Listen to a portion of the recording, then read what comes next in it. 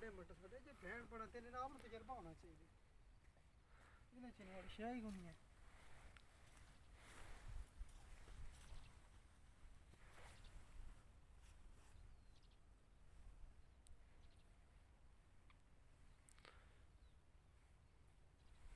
और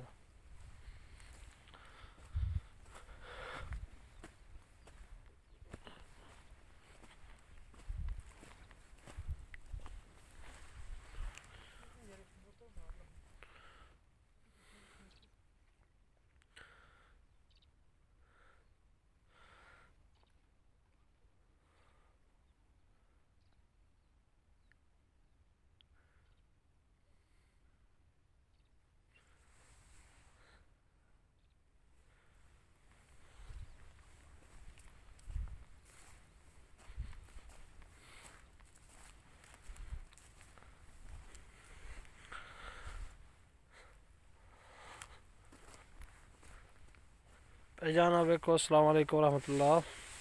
हाँ जी सारे दोस्तों का की हाल है, ठीक ठाक नो, उम्मीद है सारे खरीत नाल होने दे भाईजान और सब ठीक ठाक है जनाब। आप मटर ने वेखो जनाब, ठीक है मटरों का फसल तो भाईजान बहुत अच्छा लगा। सारे भाई दस्या जे कैसा है।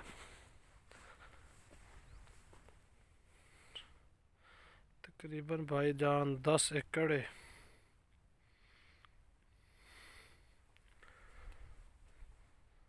भाईजान दरिया चनाब है,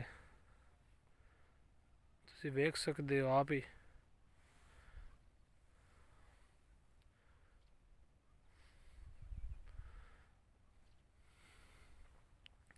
ये जनाब दरिया चनाब दे बिल्कुल ही तेरे जनाब मटर और गंदम भी है और सामने।